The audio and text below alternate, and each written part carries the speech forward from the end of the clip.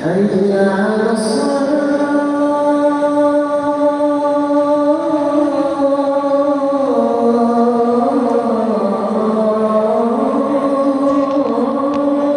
मेरी ये वीडियो उन लोगों के लिए है जो खुद या उनका कोई करीबी अजीज पहली बार उम्रे पे जाने वाला है। और खास तौर पे अगर आप बजट के अंदर रहते हुए उम्रे पे जा रहे हैं तो मेरी कोशिश होगी आपको एक ऐसी रहनुमाई फराहम करूं जिससे आप वहां पे कम से कम बजट में बेहतर से बेहतर अंदाज में उम्रा कर सकें। मैं इस वीडियो में उम्रे का तरीका, एहराम बांधने के तरीके पे बात नहीं करूंगा।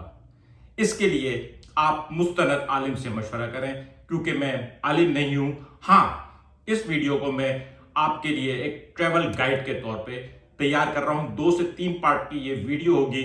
आज की वीडियो शुरू करते हैं। अगर आपने अब तक मेरा चैनल सब्सक्राइब नहीं किया है तो प्लीज मेरा चैनल सब्सक्राइब करें और बेल आइकन प्रेस करें। दोस्तों, आप सोच रहे होंगे ये अचानक फिल्मों के रिव्यू से उम्रे पे क्यों आ गया। आपको पता है मुहर्रम है और मुहर्रम के एहतराम में हम फिल्मों पे कम ही बात करते हैं। मैंने सोचा इस महीने के बहाने आप लोगों से कुछ ऐसी बातें हो जाए जिसमें से अगर किसी को कुछ मेरी बातों से फायदा हो जाए तो मुझे दुआ मिल जाएगी। दोस्तों, जब आप उम्रे पे जाएंगे, आप ट्रैवल एजेंट से राब्ता करेंगे, एक पैकेज लेंगे, वो उसमें आपको एक इश्तेहार दिखाएगा, बहुत सारी बातें करेगा। लेकिन जब आपका वीजा आ जाए तो सबसे पहली चीज जो आपने देखनी है वो है वाउचर। ट्रैवल एजेंट आपको एक वाउचर देने का पाबंद है। ये पहली चीज है जो आपने लाजमी चेक करनी है और लेनी है ट्रैवल एजेंट से। इस वाउचर में 3 चीजें होंगी। आपका हवाई जहाज का सफर, किस दिन कौन सी फ्लाइट से आप जाएंगे और किस दिन कौन सी फ्लाइट से आप वापस आएंगे, रास्ते में स्टे होगा या नहीं होगा और कितना किलो सामान आप ले जा सकते हैं। दूसरी अहम चीज जो इसमें होगी वो होगा आपका स्टे मक्का में और मदीना में। किस होटल में होगा, उस होटल का नाम मेंशन होगा।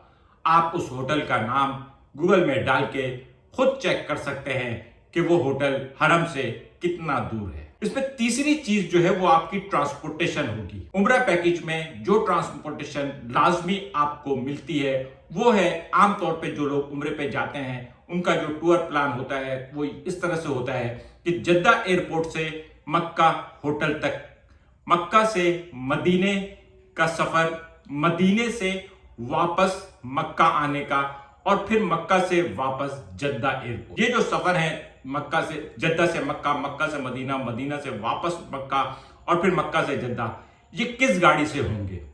बस से होंगे, हाईएस्ट टाइप की गाड़ी से होंगे या 4 या 6 लोगों की जो आजकल कारें चली हैं उसमें होंगे। जो उसने वादा किया था वो उसमें लिखा हुआ होगा और वो किस कैटेगरी की गाड़ी में आपको सफर कराएगा। दोस्तों, उसने जो भी आपसे वादे किए हैं, उस जो जबानी बातें की हैं, जो उसने इश्तेहार दिखाया है, उसमें से कोई भी चीज जो है ना बाइंडिंग नहीं है। लेकिन याद रखिएगा, जो कुछ उस वाउचर पे लिखा हुआ है, अगर वहां पे आपका ट्रेवल एजेंट कोई मिस कमिटमेंट करता है तो वहां आप सऊदी अरब में रिपोर्ट कर सकते हैं। और सऊदीया का कानून बहुत सख्त है इस मामले में।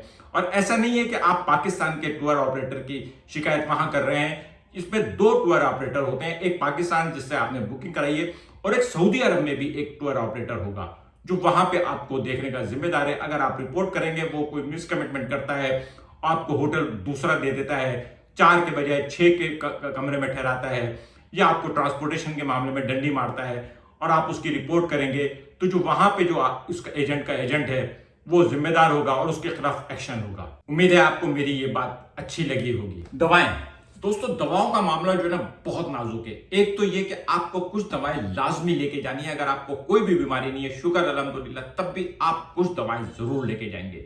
उसमें पेनाडोल हो गई, उसमें सिंफ्लेक्स हो गई पेन किलर के तौर पे, उसमें राइजिक हो गई पेट के लिए, उसमें आप फ्लैजिल रख सकते हैं, मोशन के लिए इमोडियम रख लीजिएगा, उल्टी के लिए मुटेलियम रख लीजिएगा, क्योंकि ये चीजें आपके साथ होंगी। जब आपको का पानी तब्दील होगा तो आपको अचानक कब्ज हो सकता है, आपको अचानक मोशन हो सकता है, आपको अचानक उल्टियां आ सकती हैं। और वहां पे मेडिसिन के साथ 2 प्रॉब्लम है। जब आप वहां पे दिखाने जाएंगे आपको बहुत परेशानी होगी। सेल्फ मेडिकेशन ही चलती है, सब लोग यही सजेस्ट करते हैं। और अगर आप कोई भी दवाई लेने जाएंगे तो वहां पे दवा जो है एक टैबलेट, दो टैबलेट तो छोड़े, पत्ता भी नहीं मिलता, पूरा बॉक्स खरीदना पड़ेगा। मिसाल के तौर पे अगर आपको राइजिक की एक टैबलेट चाहिए या दो टैबलेट चाहिए तो आपको पूरा डब्बा खरीदना पड़ेगा, जो कम से कम 70 से 75 रियाल का होगा, जो आपके 5,000 रुपए बन जाएंगे। तो ये कुछ दवाएं आपने लाजमी रखनी है। ये तमाम दवाएं परमिटेबल हैं। इसे OTC कहा जाता है, जिन्हें किसी भी मेडिकल स्टोर से आप मांग सकते हैं, मुंह जबानी जाके मांगेंगे वो आपको दे देंगे। इसे आप चैट जीपीटी में या जेमिनी AI में डाल के चेक कर सकते हैं, वो भी आपको ये बात बता देगा। अगर आप ऐसे पेशेंट हैं जिसको कोई कुछ दवाएं रेगुलर लेनी होती हैं, जैसे शुगर है, ब्लड प्रेशर है, हार्ट पेशेंट है, तो वो अपनी दवाओं के साथ प्रिस्क्रिप्शन लाजमी रखें। ऐसी तमाम दवाएं जो OTC नहीं होती बल्कि डॉक्टर के प्रिस्क्रिप्शन पे ही मिलनी है या मिलनी चाहिए। हमको पाकिस्तान में रहते हैं, हमें इस चीज की आदत नहीं है। हम मेडिकल स्टोर वाला हमारा जानने वाला होता है, हम उससे कोई भी दवा मांग सकते हैं, लेकिन ऐसा नहीं है जो डॉक्टर के पर्चे पे ही मिलनी चाहिए। उसके लिए आप एहतियातन अपने पास प्रिस्क्रिप्शन जरूर रखें। 3 दवाएं खास तौर पे, चौथी पांचवी दवा भी हो सकती है, मैं आपको बताऊंगा। नींद की कोई गोली अगर आपके पास से दरामद हो गई तो वो ड्रग्स में आती है। ऐसा कोई खांसी का सिरप नहीं लेके जाइएगा जिसमें एफेड्रिन हो। आमतौर पे वो खांसी के सिरप जो हमारे पॉपुलर होते हैं कि यार इसको पीने से नींद आती है, ऐसी कोई भी दवा जिसके बारे में आपको ये पता हो इसके पीने से नींद आती है, तो उसके अंदर कुछ ऐसी चीजें शामिल होती हैं जो ड्रग्स में आती हैं। इतनी हैवी पेन किलर जो इसी लेवल पे आ जाती हैं जिसमें कुछ सुकून की चीजें शामिल होती हैं, क्योंकि सऊदी अरब का कानून जो है वो इस मामले में बहुत सख्त है। ये अद्वियात आप सिर्फ डॉक्टर के प्रिस्क्रिप्शन पे भी नहीं ले जा सकते। ये अद्वियात, इनमें से कोई भी दवा आपके बैग में से दरामद हो गई तो वो आपको रोक लेंगे, आपको दवाई जब्त करके जाने दें तो बहुत बड़ी बात होगी। आपको 4-6 घंटे डिटेन कर लें या आपको लॉकअप कर दें, कुछ भी हो सकता है। अगर आपका कोई जानने वाला ये कहता है मैं तो लेके गया था, मुझे तो किसी ने नहीं कहा, तो आप कह सकते हैं ओके आप ठीक कह रहे हो। और अगर कोई आपको कहे कि मेरे पास से खांसी का सिरप निकला था और मुझे 6 घंटे के लिए बिठा लिया था, तो वो भी दुरुस्त है, क्योंकि ये उनके मूड पर है। उन्होंने अगर आपका बैग खोल लिया और ऐसी कोई चीज निकल आई तो फिर उसके बाद जो है ना, जो भी होगा वो उसके मूड पर होगा। वो आपको माफ कर दे, वो आपको बिठा के रखे, या वो आप पे कोई भारी जुर्माना कर दे, या इवन के लॉकअप कर दे। तो इन दवाओं को लेके जाने का सिर्फ एक ही तरीका है। एक आपके पास डॉक्टर का प्रिस्क्रिप्शन हो, दूसरी आपकी मेडिकल हिस्ट्री हो जिसकी वजह से आप ये मेडिसिन यूज करते हैं, लेबोरेटरी के टेस्ट वगैरह। और उसके बाद आप ये दवाएं, सऊदी अरब की एक वेबसाइट है सऊदियन फूड एंड ड्रग अथॉरिटी, वहां पे जाके अपने वीजा नंबर के साथ एंटर करेंगे और उसके बाद वहां पे एप्लीकेशन सबमिट करेंगे, सारे डॉक्यूमेंट्स डालेंगे।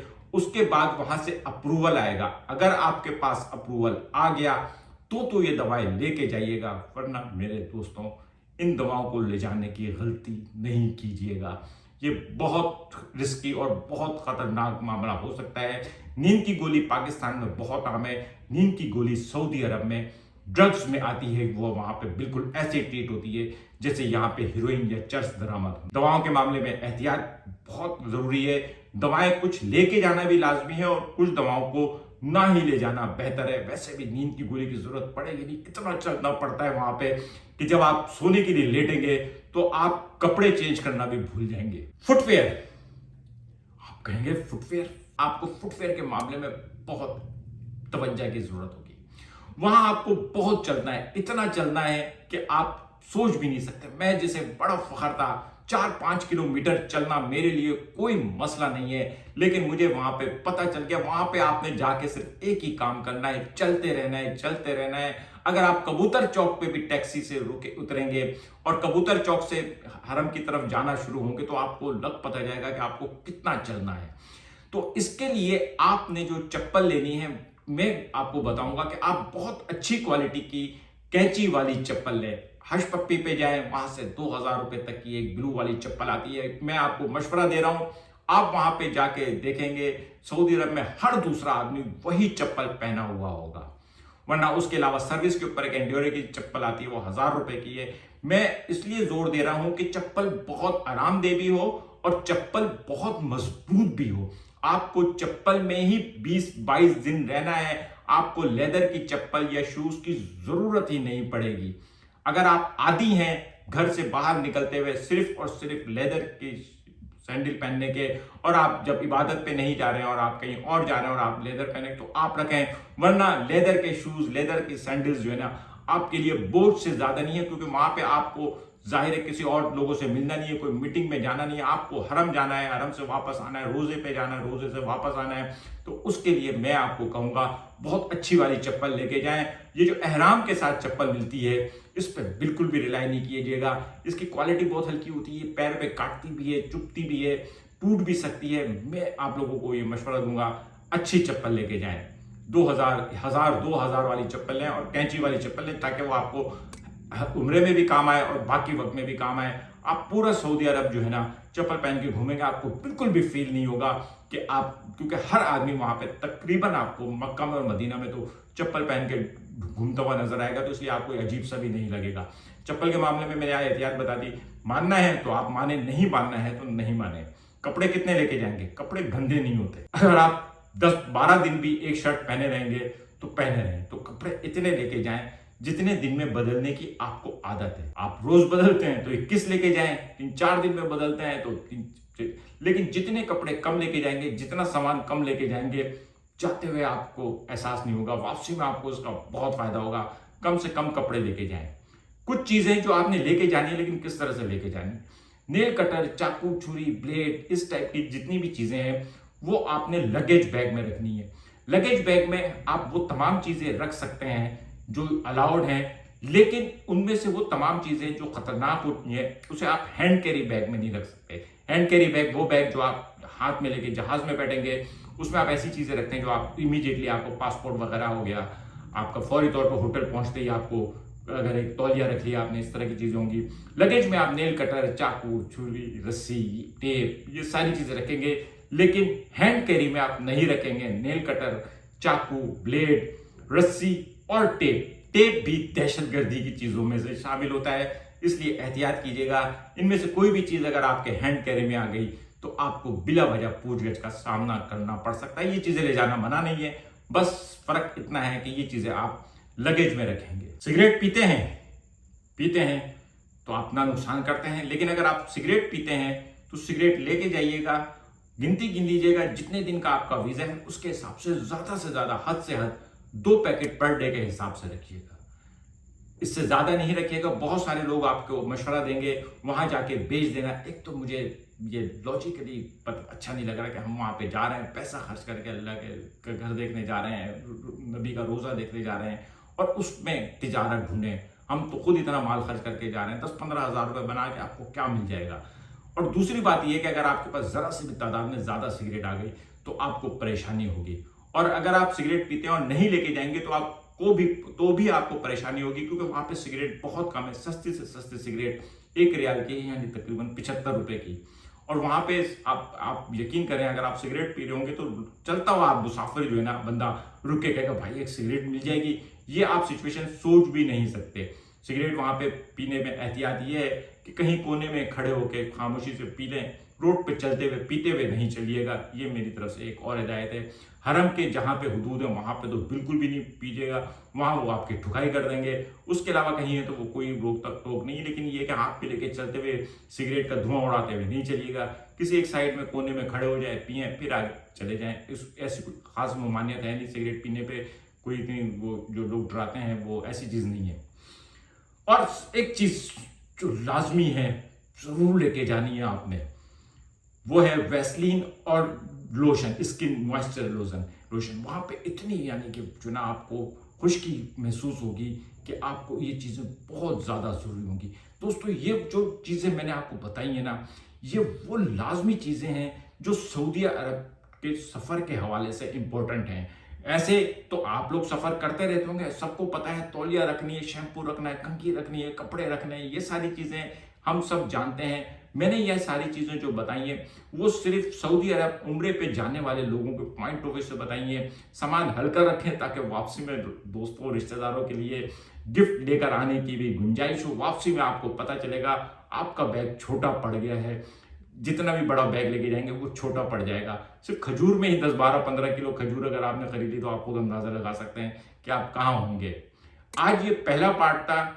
ये वो पार्ट है जो आपने उम्रे पे जाते हुए कराची या लाहौर या पाकिस्तान में अपने शहर में पूरा करके सफर पे निकलना है। कि एहराम जो है, जब आप एहराम बांधेंगे तो एहराम का एक बोझ है, तो इसलिए आप ये तय कर लीजिएगा कि आपको एहराम कहाँ बांधना है, घर से बांधना है या एयरपोर्ट पे जाके बांधना है। जहाज में एहराम से चेंज करने का वैसे गुंजाइश होती नहीं है।